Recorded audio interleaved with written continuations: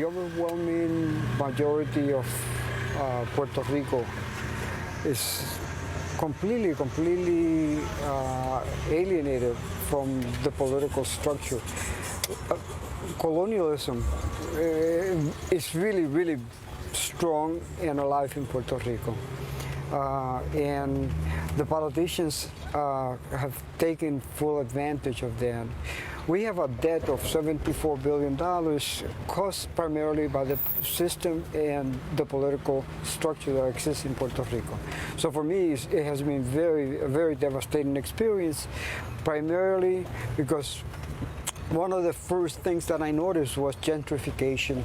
We can anticipate that a lot of communities, including this one here, will be displaced once it is beautified, embellished, and probably gentrified. And this is very close to the ocean, as a community with a lot of potential.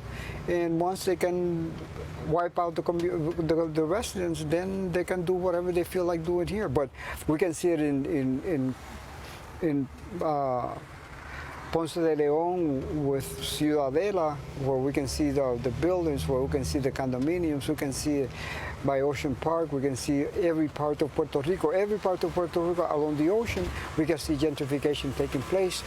And Vieques and Culebras are probably the biggest targets right now. So gentrification means the displacement of Puerto Rico, the displacement of the working class in Puerto Rico, and at the same time, foreigners coming into Puerto Rico, especially because the foreigners who invest in Puerto Rico are having access to incentives that we don't have access to.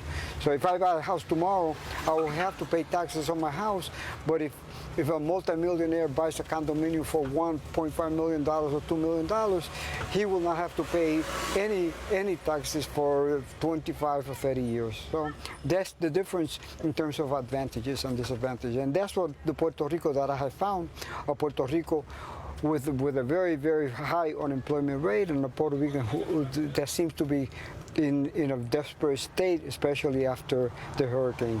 In a moment of crisis like this, a lot of times you see the financial sector moving in, people taking advantage. What are your sort of main concerns right now, given the sort of desperate situation Puerto Rico is in?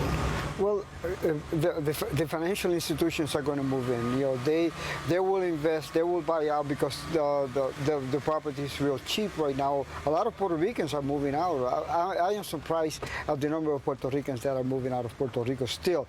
I thought that by now the immigration of Puerto Ricans had decreased a little bit, but no, you know, with the hurricane, it has increased even more. So I see the financial institutions, especially the hedge funds, moving into Puerto Rico with all the force, knowing that their investments towards the future are going to be multiplied or probably elevated to quantities beyond any notion of how capital works.